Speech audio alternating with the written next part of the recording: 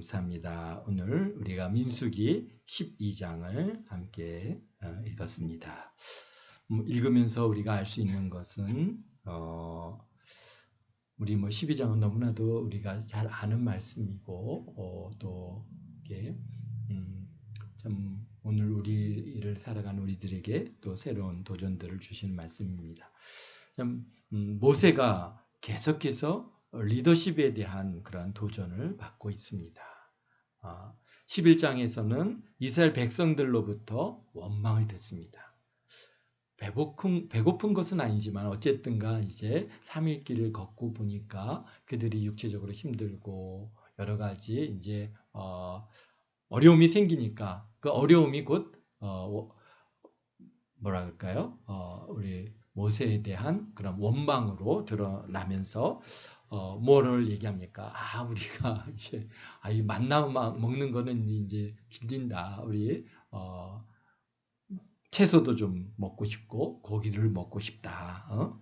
그러면서 그런 요구들을 하게 되고 모세를 갖다 계속 괴롭힙니다. 막 그러니까 백성을 이끌어가는 모세는 백성의 요구사항을 모두 자신의 책임으로 받고 고통스러워하는 거죠. 내가 하늘이 정말 바다의 물고기를 다 잡은들 하늘의 새들을 다 한들 이 많은 백성 몇백만 명이나 되는 이 많은 백성들을 어떻게 먹이겠는가라고 하는 그러한 그 탄식과 함께 굉장히 고통스러워하고 자신의 능력으로 해결할 수 없는 일이기에 좌절합니다.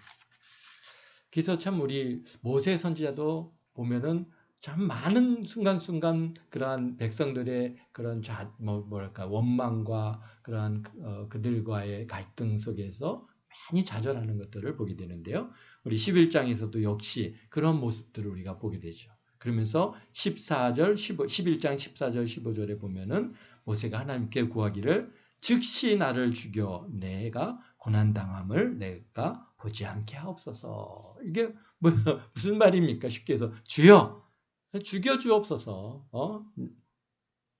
나 이제 이게 너무 힘듭니다. 이게 도대체 이 백성들의 이러한 요구사항과 원망을 내가 이제 감당할 수가 없습니다. 주님, 나로 하여금 이 고난당함을 내가 보지 않게 하시고 즉시 나를 죽여달라고 그렇게 하나님 앞에 구하는 모습을 봅니다.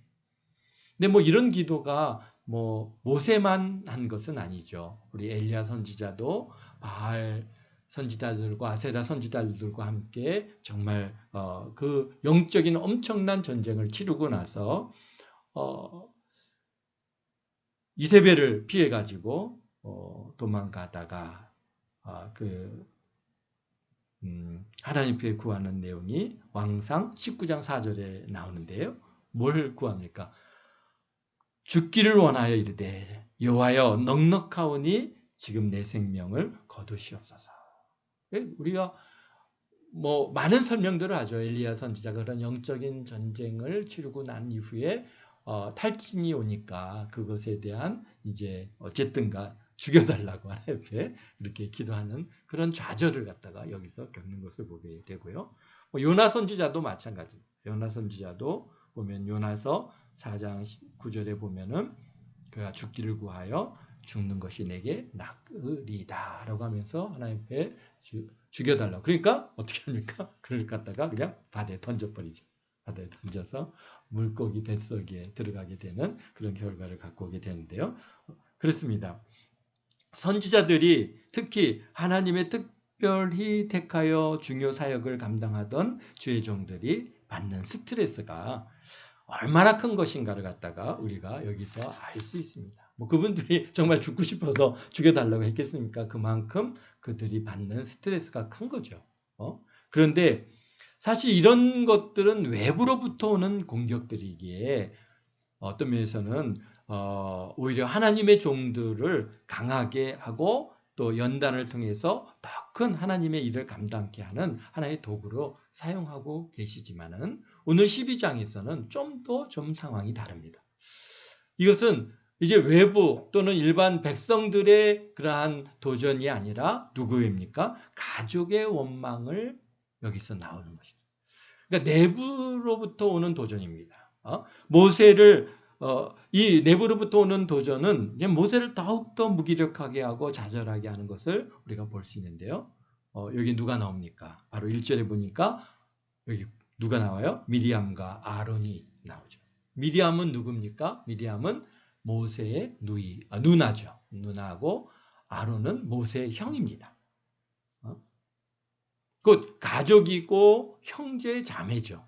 근데 가족이고 형제 자매들로부터 오는 이러한 그 도전은 굉장히 이 외부로부터 오는 도전하고는 또 비교가 되지 않습니다. 사실 나이로 보면은 모세보다 나이도 많고요. 가정에서는 아론 가정에서는 사실 모세보다 다 어른이죠. 누나이고 형이니까. 그러니까 아마 그분들의 말이 가족 구성하는 안에서는 훨씬 더 무게감이 있고 더 뭐라 할까요? 형의 말이니까, 누나의 말이니까 이게 좀 더 무게감이 있고 좀 힘이 더 있지 않았을까 그렇게 생각이 됩니다. 그러니까 자신들보다 동생인 모세가 민족의 지도자가 되어서 백성을 이끌고 하나님의 말씀을 대언하고 하나님의 뜻을 전하고 백성들의 재판장으로서 시비를 가리고 하는 것이 외부 사람들에게는 그것이 당연한 것으로 받아들이고 존경받을 만하지만은 그러나 예수님께서도 말씀하지 않습니까? 마태복음 13장 57절에 뭐라고 말씀하십니까? 선지자가 자기 고향이나 자기 집 외에는 존경을 받지 않음이 없느니라 말씀하신 것처럼 모세도 미리암이 보면은 어떻다는 거예요? 어려 보이는 거죠.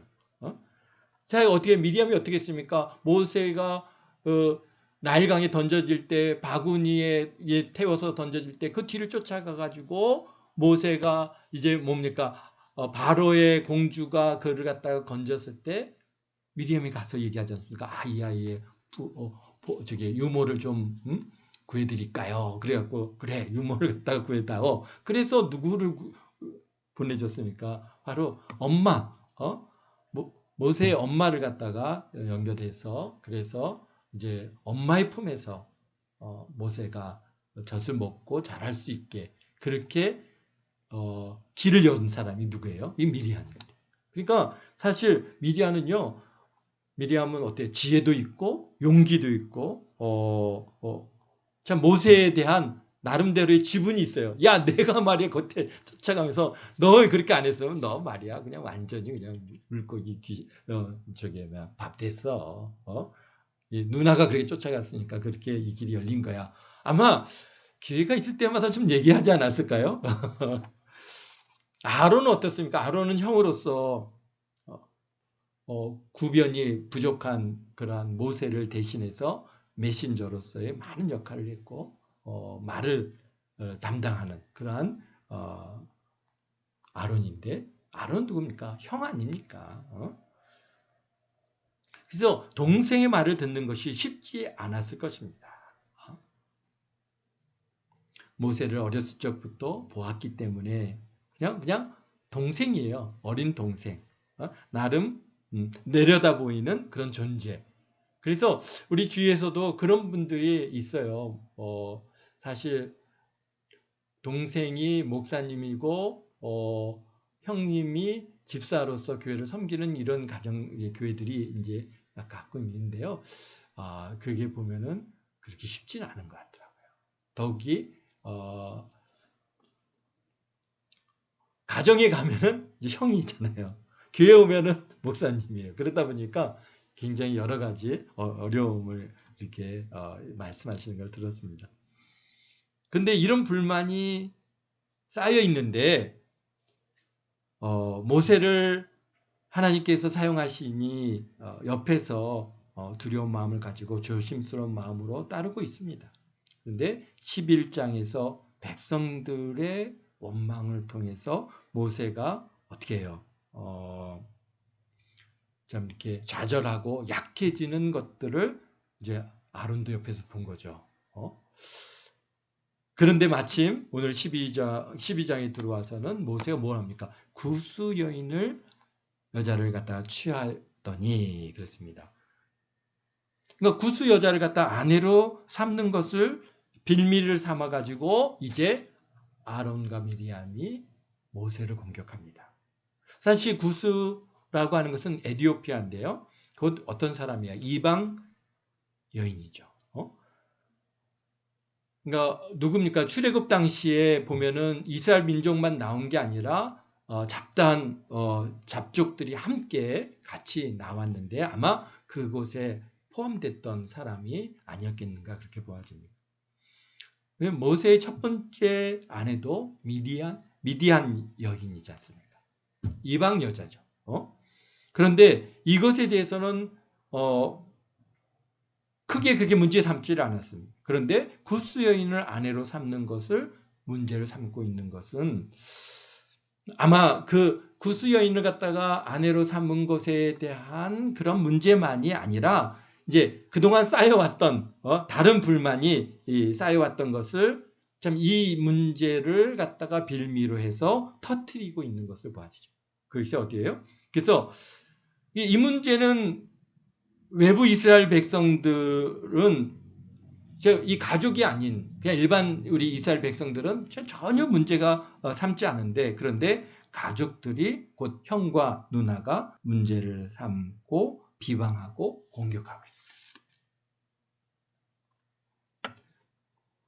그 배경에는 아마 그런 지금 우리가 2장 2절에서 보아서 알듯이 그들이 이르되 여호와께서 모세만 말씀하시느냐 우리와도 말씀하지 아니하시느냐 하매 그렇지 않습니까? 그러니까 뭡니까? 이 지금 구스 여인을 갖다가 여자를 아내로 취한 것에 대해서 모세를 비방하는 그 배경에는 뭐예요? 너만 선지자냐? 나도 선지자다 하는 그런 마음들이 거기에 들어 있다는 것이죠. 그래서 2절의 말이 나오는 겁니다. 오늘날 우리가 목회자나 주의 종의 길을 가는 사람들도 비슷한 일을 갖다가 겪습니다. 내가 주의 종의 길을 가겠습니다 했을 때 그 외부 사람들, 뭐 교인들 그런 사람들이 반대하는 것을 갖다가 저는 거의 못 본 것 같아요. 물론 뭐 정말로 이제 목회자의 길을 갖다 신학교를 가겠다고 하는 얘기를 하는 사람이 정말 삶이 엉망이고 정말 이 사람은 정말 그 길을 가면 안 된다고 생각하면 그런 사람의 경우에는 간혹 뭐 이렇게 좀 반대하는 것이 있을 수 있겠지만은 아마 대부분의 사람들은 그래 잘했어요. 축하드립니다. 잘했어요. 격려합니다. 그런데 누가 반대를 합니까? 누가 반대합니까? 가족이 반대하죠. 부모나 형제나 친척들이 반대합니다. 와서 그러죠. 야, 꼭 신학교를 가야 하냐? 너는 안 돼. 가지 마. 가족의 반대는 사실 주의 종의 길을 가려는 사람들에게 어떤 면에서 가장 큰 도전이고 어려운 일입니다. 그래서 그 일을 때문에 많은 목사님들이 많이들 간증하시는 내용들이 있고 그러한 문제를 위해서 얼마나 이제 기도하게 되고 더 하나님 앞에 매달리게 되는 그런 어떤 계기로 하나님께서는 또 삼아 가시는 것을 보게 되죠. 그래서 어쨌든간 가족의 반대 이거 쉽지 않습니다. 또 그리고 뭐 목회자의 경우도 어떻습니까? 사실 목사나 목회자들은 뭐 교인들은 대부분 목회자를 존경하고 사랑합니다.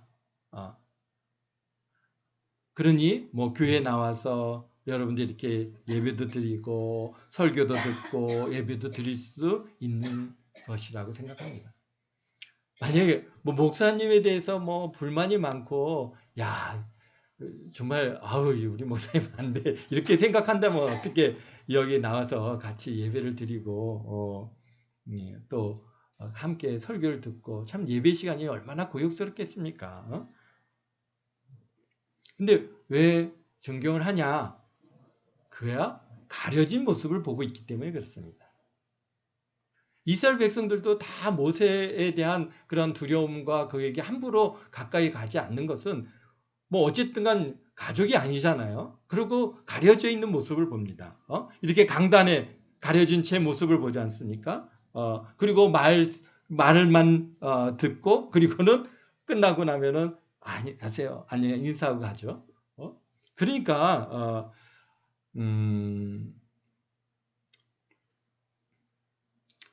그러니까 뭐 존경을 안 할 이유가 없죠. 뭐 허물이 보이는 게 아니니까. 그런데 그렇지 못한 사람이 있죠. 누굽니까? 바로 목회자의 가족들이죠. 목회자의 가족, 가족은 그 목사님과 함께 생활하다 보니까 뭐 티나 허물이 다 보입니다. 그러면서 생각합니다. 아휴, 뭐 저런 게 목사야. 네가 목사면 나는 목사 할아버지다. 막 그런 얘기들을 갖다가 이렇게 하게 된 거죠.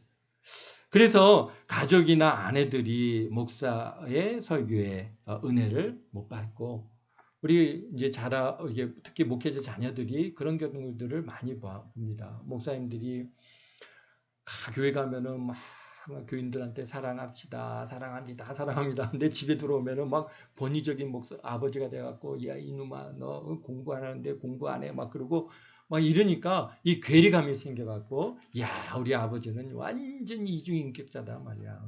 그래가지고 신앙생활이 엉망이고 제가 아는 분들 중에서도 막 그래서 그 잘하는 이 중고등학교 시절에 거의 깡패로 생활하다시피 했다가 나중에 보니까 이제 은혜를 겪고 좀 하나님의 귀한 목회자의 길로 가시는 그런 분들도 있습니다. 그래서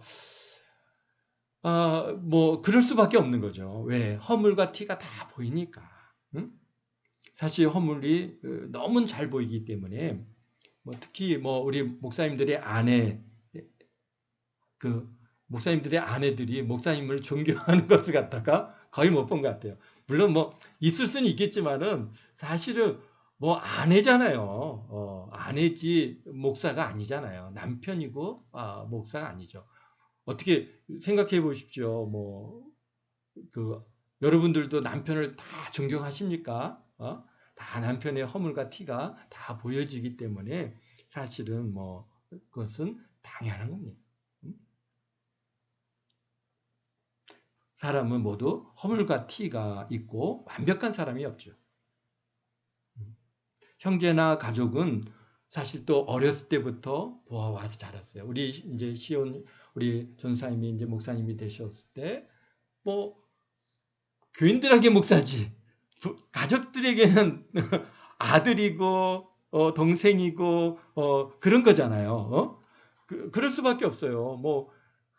그러니까 우리가 참 가족들 안에서 이렇게 영적인 권위를 얻겠다 그런 것들은 사실 쉬운 일이 아니고 그렇지만은 사실 우리에게 목회자의 길을 가는 우리 전사님이나 저는 그거는 짊어지고 가야 할 십자가입니다. 그래서 감사함으로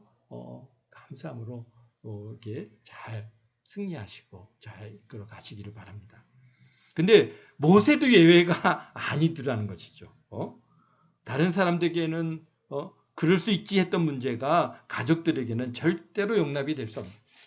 그래서 오늘 1절에 보니까 뭡니까? 구스 여인을 취하였더니 그 구스 여인을 취한 것으로 말미암아 미리암과 아론이 모세를 갖다가 막 비방을 하는 겁니다. 힐난을 하고. 그런데 거기에서 머물러야 되는 거예요. 사실 그런 모세가 구스 여인을 취한 것에 대해서 계속 힐난하고 이것은 왜 이방 여인을 아내로 취하느냐고 그냥 그렇게 하는 것에 끝났다면은 아마 지금 12장이 기록 안 될 수도 있습니다. 그런데 거기서 끝나지 않고 어떻게 합니까? 그것이 발전하고 확대되어 가지고 2절로 넘어가는 거죠. 그러면서 뭐라고 얘기합니까? 여호와께서 모세와만 말씀하시느냐 우리도 말씀하지 아니하시느냐 그렇게 이제 하면서 모세의 영적인 리더십에 대한 도전을 합니다. 너만 목사냐? 나도 기도하는 사람이거든. 나도 주의 음성을 듣거든. 그렇게 지금 얘기하고 있는 거죠. 누가요? 아론과 미리암이요. 그러니까 육적인 문제가 재생산이 되고 확대되고 발전되어서 영적인 문제까지 지금 이제 온 겁니다.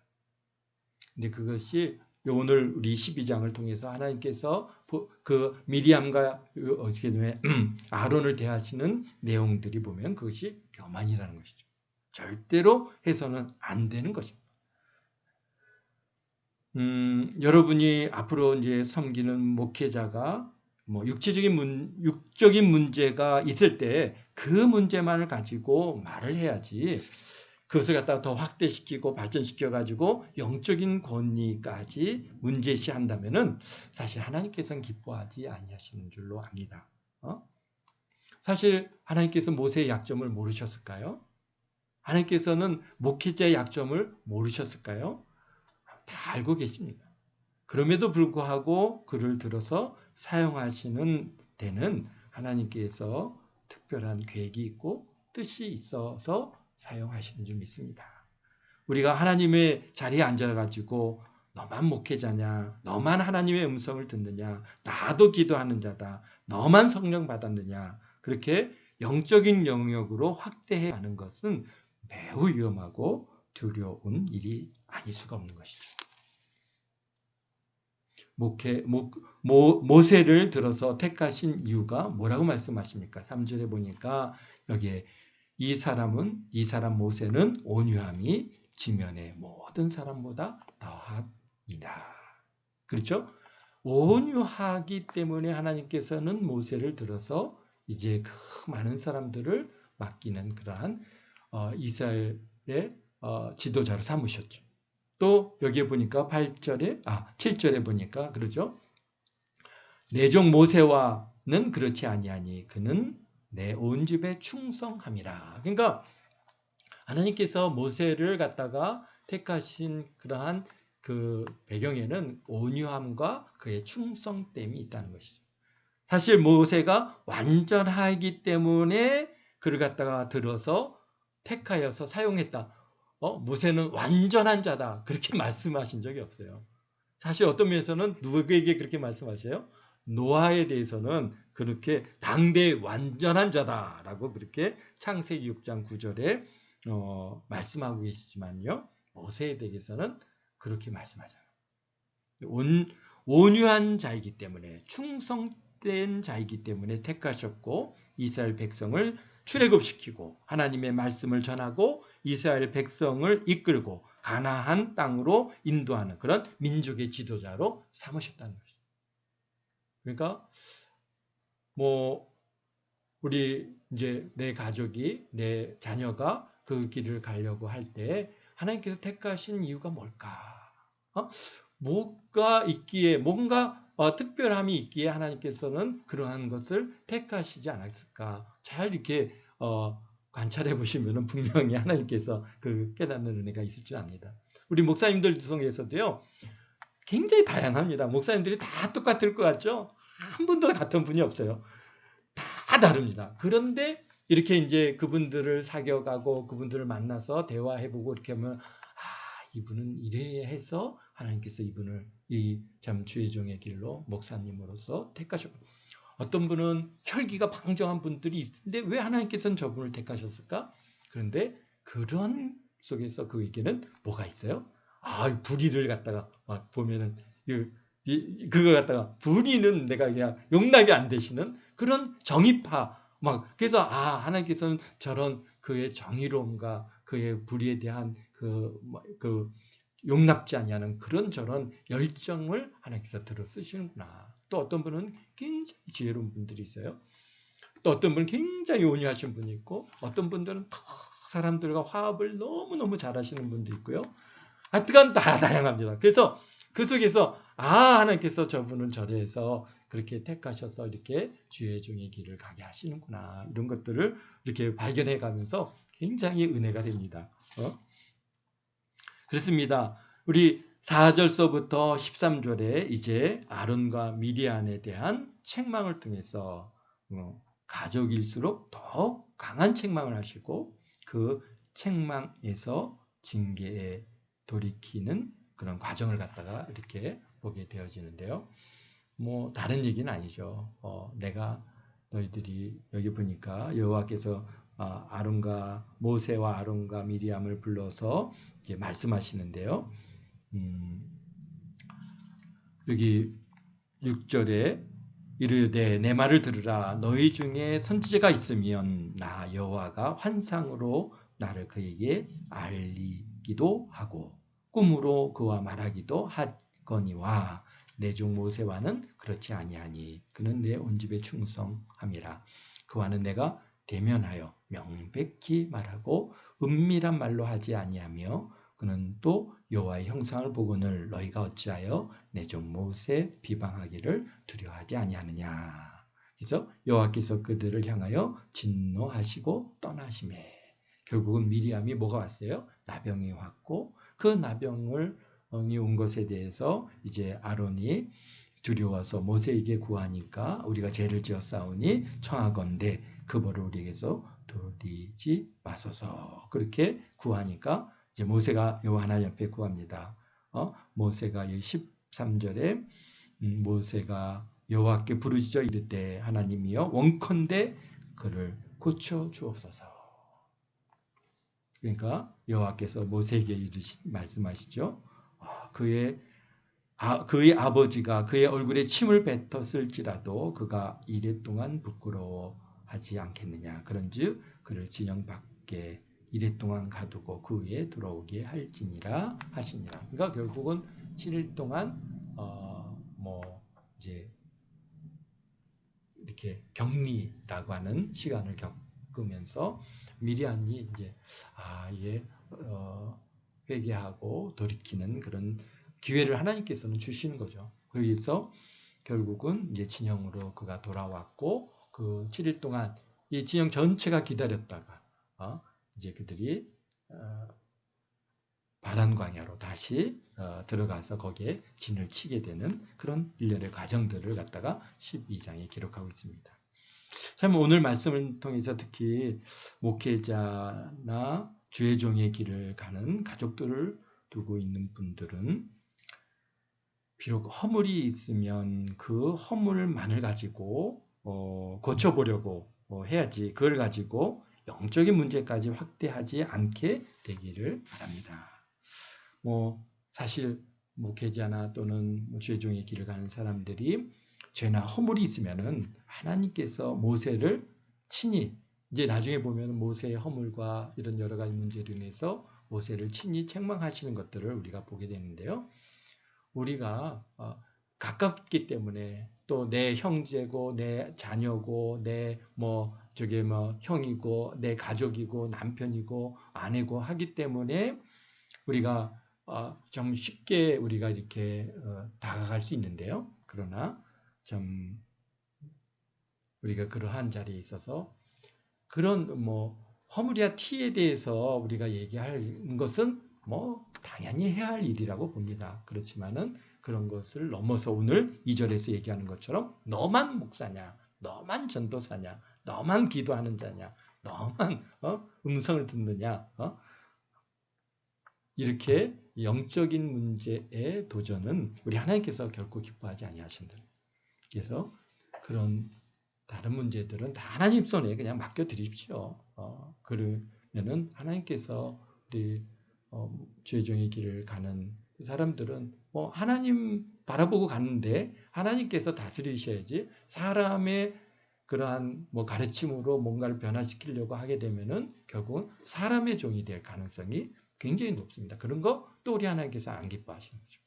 그래서 사실 우리 전사님에게도 제가 이렇게 해보십시오, 저렇게 해보십시오 강하게 얘기하지 않습니다. 왜? 하나님께 들으셔야죠. 하나님께서 주시는 음성을 들으셔야 되고 하나님께서 이끄시는 대로 이끌음을 받아 나가셔야 됩니다. 물론 인간적인 저의 생각이나 저의 또 이렇게 이렇게 있으면 좋겠다라고 하는 그런 것들은 있을 수 있겠지만은 그런 것도 가능하면 얘기를 안 하려고 노력을 합니다. 그렇게 해야 우리 전사님이 정말 하나님의 사람으로서 하나님께서 주시는 지혜와 총명을 가지고 일을 이루어 나가고 그래야 또 영적인 만족함이 더 커지는 것이라고 저는 보아지기 때문이니까 왜 우리 목사님은 나한테 아무 얘기도 안 하는가? 그렇다고 해서 또 나는 또 아무 도 없고 티도 아무것도 없나 보다 이렇게 생각하면 안 되겠죠. 우리가 서로 그런 것들이 다 보여지고 알지만은 그러나 우리가 뒤에서 기도해 줄 뿐이지 실질적으로 직접 우리가 입을 열어서 얘기하게 되면은 잘못하면 내종 만들 수 있는 거죠. 내종. 김석태 종이 됐으면 되겠습니까? 아니죠. 하나님의 종이 돼야죠. 하나님께서 직접 우리 전수사님에게 말씀하시고 이끄시는 대로 그렇게 이 귀한 사역의 길을 잘 가시기를 바랍니다. 아멘. 기도하겠습니다. 사랑 예수님 감사해요. 참 우리 목회자나 주의 종의 길을 가는 사람들의 가족들이 받게 되어지는 큰 축복이 얼마나 크고 귀한 것을 우리가 아나이다. 점으로 그들에게 베풀어 주시는 그런 무한한 영적인 그러한 축복. 참 하늘에 쌓게 되어진 큰 상급들. 참으로 얼마나 아버지 하나님 우리가 참 귀한 것들이 많이 있지만은 그러나 또 우리가 실수할 수 있는 것들이 또 많이 있습니다. 주님, 오늘 민수기 12장에서 아론과 미리암이 그렇게 행했던 것처럼 이러한 참 불미스러운 자리에 서지 않게 도와주시고 어찌했든 참 부족하고 연약한 그러한 사람들이면 것은 분명하오니 참 목회자의 길을 가는 사람들을 위해서 뒤에서 열심히 기도해주고 그분들을 위해서 아버지 눈물로 기도해주고 아버지 금칙하고 아버지 하나님이여 참으로 기도해줌으로 참 놀란 일들을 이루어가고 하나님 앞에 영광 돌릴 수 있는 그런 귀한 은혜들이 있게 도와주옵소서. 특별히 목회자의 아내들과 또 자녀들 아버지 하나님께서 붙들어 주시고 지켜주시고 참 이 고난의 길 어려움 길을 갈 때 참으로 많은 아버지 하나님의 어려움이 있고 참 고비가 있고 또 마음 아픈 일들이 많이 있음을 주께서 아시나이다. 그때마다 주님께서 찾아가 주시고 만나 주시고 위로해 주시고 그 어려움이 변하여 참 기쁨이 되게 하시고 또 감사가 되게 하시고 또 하늘의 면류관이 되게 도와주셔서 참 아버지 하나님 이 목회자의 그 아내 또 자녀의 그 삶을 살아가는데 참 승리할 수 있도록 주님 도와주시옵소서. 또 특별히 목회자를 자녀로 두고 있는 우리 부모들에게도 아버지 하나님 위해서 기도합니다. 아버지 하나님께서 우리 목회자를 또 주의 종의 길을 가는 우리 자녀들을 둔 우리 부모님들 참으로 아버지 하나님이여 기도의 일꾼들이 되게 도와주시고 참으로 우리 목회자 또 주의 종의 길을 가는 우리 자녀들의 앞길을 위해서 또 귀한 사역을 위해서 눈물로 아버지 하나님이여 참으로 기도의 제물들이 되어서 하나님 앞에 간구하고 기도함으로 참으로 아버지 하나님의 그들의 길이 활짝 열려지고 참 놀라운 축복의 아버지 하나님의 영적인 역사들이 있게 아버지 하나님에 이끌어갈 수 있도록 주님께서 우리 목사님들 또 우리 전사님들 부모님들을 주님께서 복을 주시고 은혜를 주옵소서. 저들의 헌신과 충성으로 또 우리 자녀들이 잘 되어지고 또 복을 받고 참 목회에 성공하고 참으로 많은 일들을 이루어가는 줄 믿사오니 주님께서 아버지 하나님에 이루시고 참 주님 앞에 선 그날 다 잘했다 칭찬받고 충성된 종이라 인정받는 그런 귀한 은혜들이 있게 도와주실 줄 믿고 감사합니다. 우리 동학교 모든 성도들 아버지 하나님께서 은혜로 붙들어 주시고 이 한 주간에도 좋은 것들로 채워주시고 넘치는 은혜로 채워주시고 기쁜 하루 감사가 넘치는 그런 귀한 하루하루가 되게 도와주시고 무엇보다도 저들의 필요가 채워지고 참으로 아버지 하나님 참 저들의 소원하는 것들이 응답되어지는 그런 귀한 은혜가 있게 도우실 줄 믿고 감사를 드리오며 예수님의 이름으로 기도하옵나이다. 아멘.